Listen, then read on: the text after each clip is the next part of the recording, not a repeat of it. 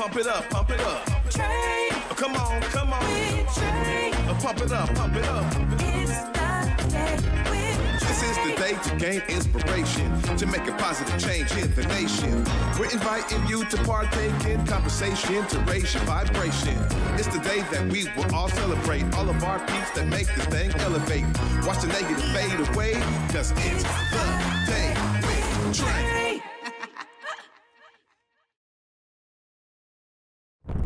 Grand Rising, everyone. Welcome to the Day with Trae. I'm your host, Trae Holiday. I want to welcome you to a thankful Thursday, and I'm truly thankful for this person, for all they pour into all of the work that they do. Nikkita Oliver is joining me, y'all. We're going to be doing a deep dive on creative justice and the Creative Cafe. There's some updates here that they're here to make sure we know all about, so I'm excited that they are here joining me in the Black Media Matter studios. But of course, as you know, it is the top of the show, so it's a perfect time to tag and share this stream right here. Go ahead and participate in our growth, y'all. Share the stream with those who you feel could benefit from a daily dose of dopeness right here on the Day with Trae. If you can't watch our show, don't trip. We got you covered. You can also listen to us anywhere you find your favorite podcast. Just search Converge Media Network in the Day with Trae. You'll find me on whichever platform is your favorite. Hey, there's like 200 of them. We're on all of them. Go ahead and search for us and you will find us there. Shout out to our podcast team for making sure our audio is crisp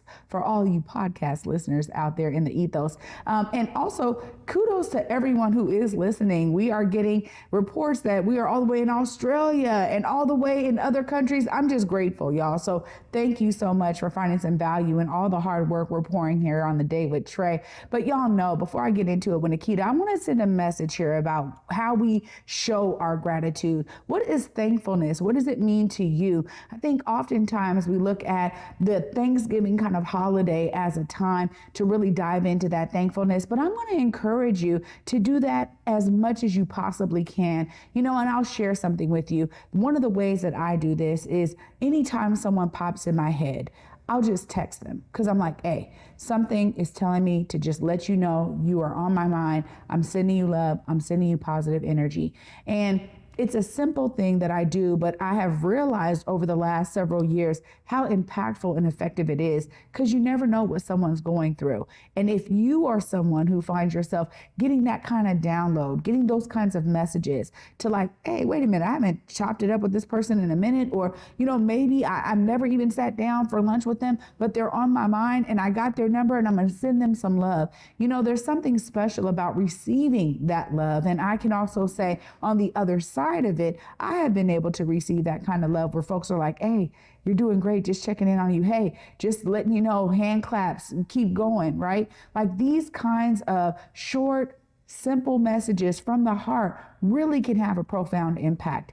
And it's one of the ways that you get to show your gratitude to those who are really doing something that is inspiring you. And y'all know, here on the Day with Trae, inspiration is kind of my base for this entire endeavor here. You know, how do I help to highlight those who are doing inspiring work? How do I help to inspire you to be a part of the solution? And one of those things that I have to be mindful of and be really mindful of for myself is how do I accept and receive that level of inspiration that I'm giving to others, which is sometimes the hardest part for me. So I just want to say that I'm really thankful to those who have poured into me, who continue to pour into me on this Thankful Thursday. And I want to encourage you to tap in to those who are pouring into you, those who you're inspired by. Even if you don't know them and you maybe just follow them on social media, you send them a DM, let them know how their work is impacting you.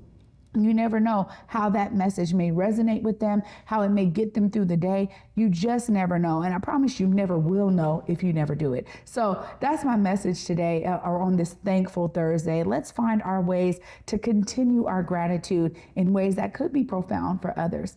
Well, after this short break, I get to talk to someone who is very profound for others. Nikkita Oliver is coming up next, y'all. I'm really excited to talk to them. They are continuing to pour into great efforts, and I can't wait to dive into those details right after this short break. Stay tuned. You're watching The Day with Trae. Seattle really is just a big neighborhood. It was a place for us to grow. We all have a gift of some sort. It's just my vision of what I see. Theater allows you to hit harder and be more. There's a sense of hope that your story will survive longer than you will. Stream on the Cascade PBS app or watch live. Fridays at 8:50 p.m. on Cascade PBS. Learn more at blackartslegacies.com. Big Tobacco thinks they know everything. They think they know you, your community, the places you go, the way that you spend your time.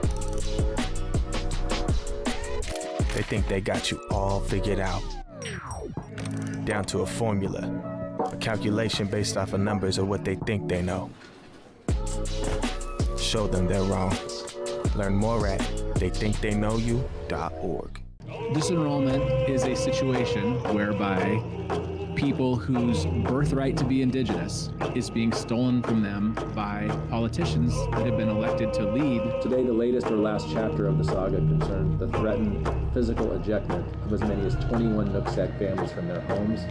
I think it come about by hatred for our family. That's what it's all about. Our bloodline is still here. You know, they can't get rid of us. Welcome back, everyone, to The Day with Trae. I'm your host, Trae Holiday. On this Thankful Thursday, I'm excited and grateful because Nikkita Oliver's joining me. What's up, Nikkita? What's up, fam? Thank you so much for having me today. On this Thankful Thursday, it's so fitting. I'm so grateful for you and for what you continue to do. And I think that there's so many folks who don't understand how sometimes it's late hours, it's late night phone calls, it's weekends, it is, stopping other things that were priorities for you and doing something else because the need is there and the need is great. Creative Justice is one of those amazing institutions we have in our community that continues to give in that regard. For those who may not know, tell us a bit about Creative Justice. Absolutely. First of all, I also want to say I'm thankful for you, just the way that you continue to bring folks together, tell inspiring stories, and uplift the work that is happening in communities. Sometimes people that would never have an opportunity to have a platform to share their work. So I want to honor you on this Thankful Thursday as well. Creative Justice is an arts-based, healing, engaged space for youth and young adults. In particular, those that are impacted by the school-to-prison pipeline in King County, Pierce County, and sometimes young people from Snohomish County. Our biggest focus is creating and facilitating spaces where young people can practice their self-determination. They can think about their own creativity. They can explore their power to manifest the future they want to live in. We also know that for so many young people, it's not just them doing that individual work, it's also the conditions and the systems around them, the things that they're living in. And so providing spaces that as young people are doing really key healing and accountability work through arts-based projects, that we're also speaking truth to power, that young people have the opportunity to influence legislation, influence budgets, speak about the things that they want to see in their neighborhoods that would help them have the opportunity to live truly fulfilling lives the way that their hearts and their minds and their spirits see. Yeah, this is really important because I really think Creative Justice was one of the first institutions that I realized was so led by the young folks, and really like putting them in position, say, hey, y'all are leading, there's something really special about your the way you see this going, shaping the work that y'all do, but also this level of civic engagement and leadership in their communities, which I appreciate so much because we don't have enough institutions that are gearing folks up to be the leaders of their cities, of their communities. And so that's really important too. When you think about some of the things, because you've been doing this work for some time now, and a lot of folks know you here and beyond. Tell us about some of those things that keep you inspired in this work.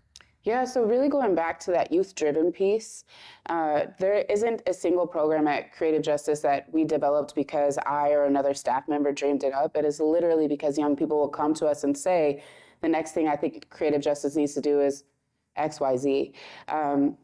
A few examples of that is we started a restitution relief fund a few years back. A lot of people don't know, but your juvenile record is not sealed if your juvenile restitution is not paid. This is a bit of a catch-22 for young people, right? They may not be able to access jobs. They have to be at school during the day. Maybe their families can't afford to pay the restitution. And so if you reach 18 and your record's not sealed and you try to get a job or an apartment or go to school, your juvenile record might actually keep you from doing these things that are really important to your thriving. And so we had a young person, had not been in trouble since the age of 14, had really started to build themselves into more positive, healthy habits, deeply involved in creative justice. And they got a job at a local tech space to work as security. They ran their background check, their juvenile record was not sealed, and they withdrew that job offer. And not long after that, the young person had to make some really hard choices about how they would make money. And unfortunately, those choices put them back into the criminal punishment system. And what that young person said was, if y'all had a way to just help young people pay their juvenile restitution, that would allow young people like me to be able to move forward without this rope around our neck. And so we partnered with other folks in community to bring in the resources to match folks up to actually pay young people's juvenile restitution. And the beauty is that young person's story did not stop with being in Washington State DOC. They put in a lot of hard work, and when they were released, they came back to creative justice. They were part of our HEAL circles, which are arts-based healing accountability circles. And they're now a fellow with creative justice, a full-time benefited fellow working in our HEAL circles, supporting other young people. They're doing incredible. They're going to get married. They're having a baby. And so it is those stories that help me stay engaged. When young people speak their truth and they let us know what they need, and then we're able to come full circle back to a place where a young person is actually healthier because we responded to that need and that leadership. And that is the philosophy that we operate in with every single program we've developed. A young person or young adult has said, this is the next thing that I need to see you all doing because it'll benefit me and my peers. First off, I am trying to hold it together because that's the kind of stuff that I love about our community, right? Like, I mean, I talk to folks all over the place, and I love talking to the elders who have been all over the world, and they're just like, there's nothing like the Seattle community and how we pour into each other. Mm-hmm. And that is such a phenomenal example of what we can do when we're led by those who are the most 100. Impacted. Like that, you don't even know how that just blessed me. So thank you. Mm-hmm. And thank you to that young person for speaking up for themselves. Yes. I think also too, it's about creating the space where they know if they share, mm-hmm. something will be done about that. Tell us about how, you and others have really worked to curate creative justice in that regard. So they know, hey, no, this is the space where you can share that very vulnerable piece of yourself. And we're going to hone it in, and we're going to do something about it. Absolutely. And it's very much a team effort. So I just want to lift up our squad at Creative Justice. We have 17 full-time staff members, 33 folks across the org that are building alongside young people and their families. We don't build for them or on behalf of them. We build together because we are a community. It is a staff that is reflective of the young people that are in the program. They've been through the same things. They come from the same communities. They shop at the same grocery stores. So we're in community. We don't build on behalf of, we build together. And that is really the ethos of the work. And you use the word curate. I think that's so important that we think about this as curating, facilitating, cultivating a space. And it does go back to, again, being youth driven. So one of the most important policies I think we put in place as an org is we never do hiring without young people in the room. Too often our young folks, whether it's at school or after school programs or wherever they may go, they have no voice in who's working alongside them, who's writing the curriculum, who's determining the day-to-day. And so making sure young people are in the room from the jump. And they have in our organization, they have a weighted vote. So their vote counts more than mine in a hiring process. And there's a lot of discussion, and they get to hear those discussions. Like, what are the pros and cons of what this candidate for this role had to say? What are you looking for in this person? They help us generate the questions. They look at the resumes. And that is what has helped us curate a space where young people feel safe to share what they're going through, to honestly sometimes make their demands and know that someone will hear them because they actually selected that person to be in space with them, rather than the other way around is, they do the enrollment form and they don't even know who they might be around. So the space from how folks are selected to work there, to what programming is developed, to what we'll do next in the future is very much driven by the passions and visions of the young people.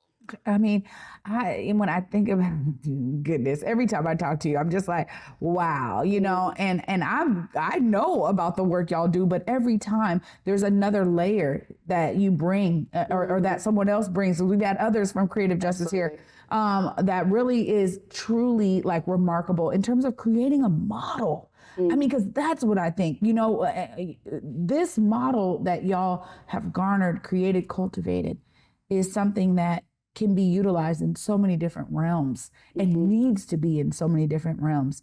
And when we think about the institutions that try to, you know, basically house those who find themselves in the midst of our criminal injustice system, right? You know, right? I love how you call it criminal punishment, right? At the end of the day, there's so much that they can learn, because when we think about rehabilitation, it really needs to come from those who are experiencing it. What is it that they need to be okay, to be well? So I just appreciate the work y'all are doing on such a literally an impactful level for me.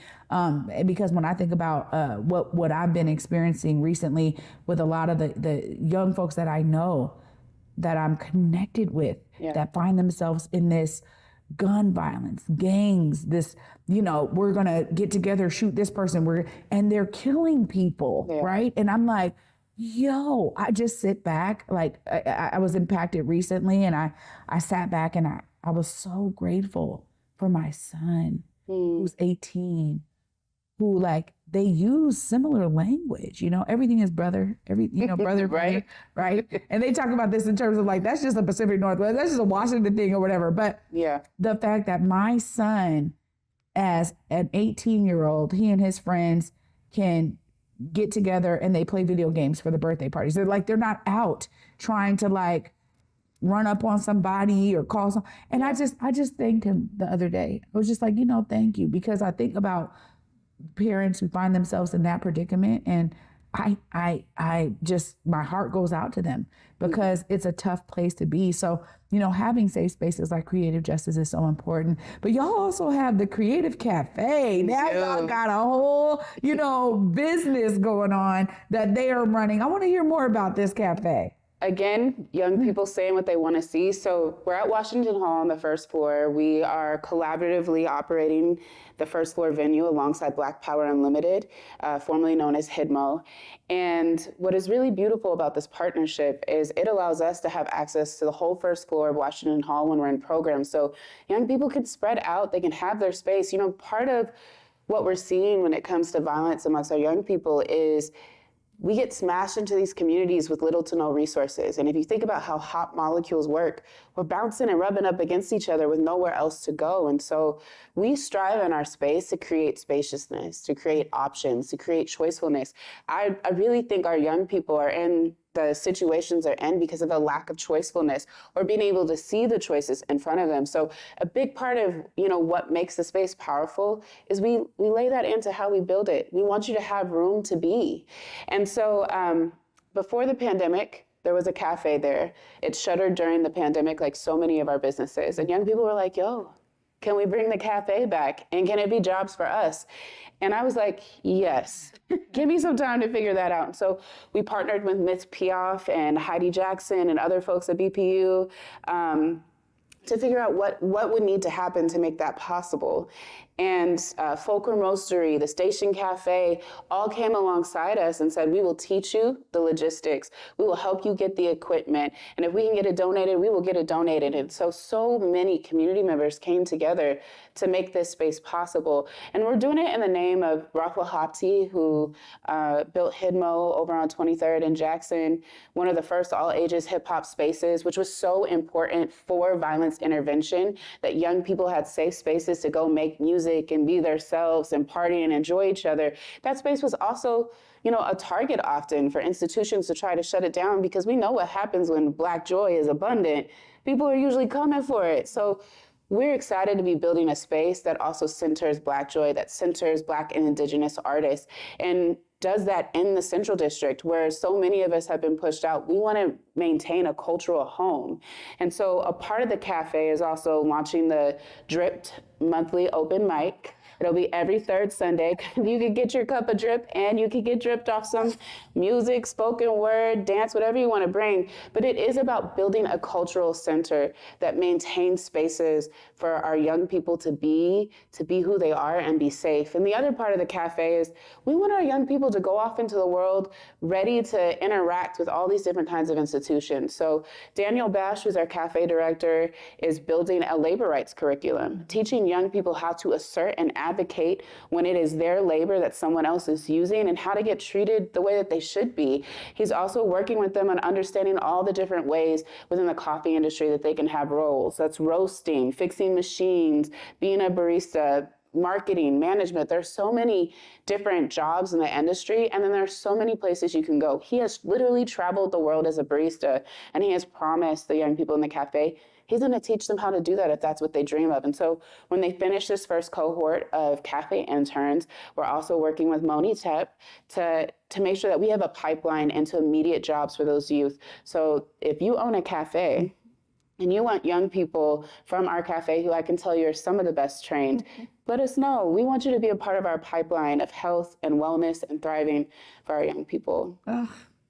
I mean, it's so fitting for you to be here on this Thankful Thursday because there's so much of a need for what you're doing. I mean, we talk about these models all the time. Well, how do we disrupt gun violence? How do we disrupt school to prison pipeline? But creative justice is doing it in such a profound way. And, you know, I keep coming back to the models that you're creating, the models that your whole team is creating, and how we can all learn from those models. But, you know, this gives us something to pour ourselves into, definitely to come and support the cafe, support creative justice in that pipeline. If folks are out there like, man, I need to tap in, like I do got the resources. I need to make sure that I'm a part of this phenomenal effort and all the work y'all are doing. Please look right there. Let them know how they tap in. Yes, so we would love for you to come through the cafe Monday through Friday, 7 a.m. to 3 p.m. at Washington Hall, 153 14th Avenue, right here in Seattle, right there in the Central District. Visit the cafe, buy a cup of coffee. That is the first and easiest way to support. We do have high-speed internet. Come through and work. We would also love for if you have a cafe that you want well-trained baristas to come in and work in a year and a half when we finish our first cohort, reach out to creativejusticenw@gmail.com and I will get you connected with our Fellowship and Opportunities Director, MoniTep. And last but not least, come through our open mics on the third Sunday of every month. And I actually lied. I have one more way that you can contribute.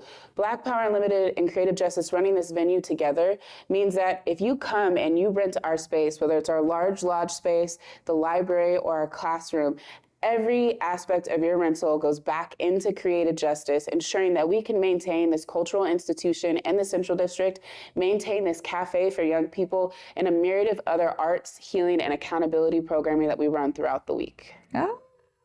What time is the drip on Sundays? It is going to start at 6 p.m. Doors open at 5:30 p.m. Third Sunday of every month starting in May. Oh, there we go. Nikkita Oliver, thank you so much for being with me. And thank you and your entire team for the love that you're pouring into our community. Because you can't do this work without the love. It is essential, really. You know, right? Like you have your own things that anchor, but I know the way that y'all are helping young people experience that love is so key and important. Thank you for being with me today. Thank you. And if I could just say thank you to our incredible team at Creative Justice.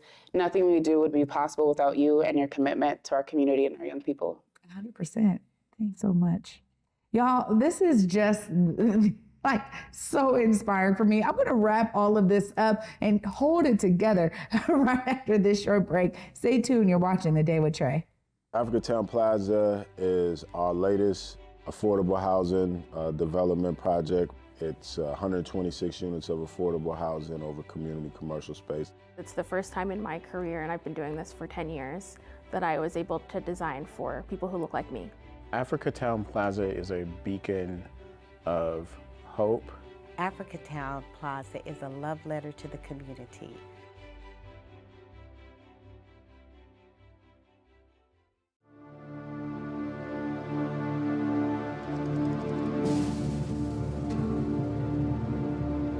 The importance to share the history of the Buffalo Soldiers of Seattle and Buffalo Soldiers everywhere, including cowboys and cowgirls of color everywhere, is really important because most likely they're forgotten.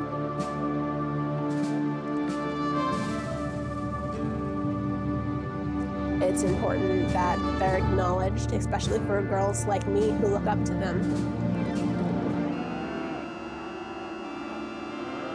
At a rodeo, it's got an impact on people when they see somebody doing something like that, especially a person of color, you know what I mean? It's got a big impact on people, I think. Representing the Evergreen State, I am your Miss Teen Rodeo Washington, Jessa Thomas. Welcome to the Windswept Farm.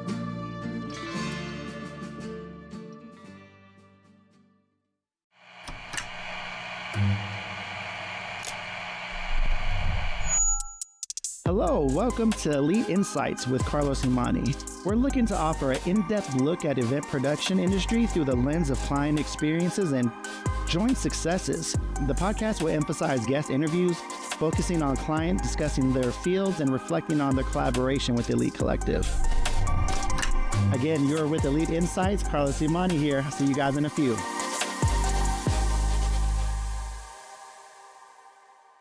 Welcome back, everyone, to The Day with Trae. I'm your host, Trae Holiday. I want to thank you for tuning in to this Thankful Thursday with Nikkita Oliver. Not only are they doing great work with their team over at Creative Justice, but providing an opportunity for us to tap in at the Creative Cafe right there at Washington Hall. Make sure you go there and get your phenomenal cup of coffee. As they said, you can also work there in the building with that high-speed internet, but it's about us supporting. If we can rent the space, if we can make sure that institutions like Creative Justice stay in our community, it's on us to make sure that we're supporting and pouring into these amazing efforts. Y'all know I'm beyond inspired. I mean, every time I get the opportunity to talk with Nikkita, I'm always like, whoa, like the stuff is phenomenal, but it's a model. It's something that we get to kind of sink our teeth into. How can we be exemplifying these efforts of loving on our people like Creative Justice is doing?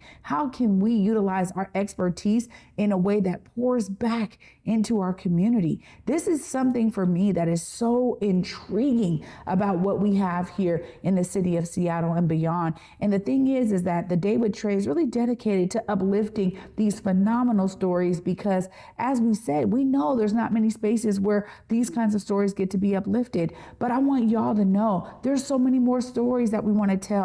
So I'm encouraging you, if you know of a phenomenal organization, institution, someone, a person, an educational space, whatever it is that is giving you that level of inspiration in your community, please feel free to reach out to us at The Day with Trae at whereweconverge.com so that our team can pour in to you and the things that are actually inspiring you out there. The more stories we're able to tell, the more inspiration we're able to spill. So thank y'all so much for watching. Be inspired to find your way to be a part of the solution. And for me, y'all, until tomorrow at 11 a.m.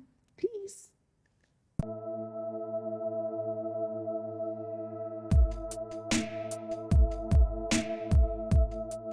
Converge Media produces culturally relevant content for Black and urban audiences.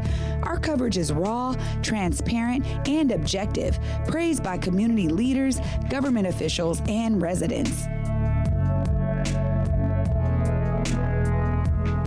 Support Converge Media today via Venmo, Cash App, or PayPal at Converge Media.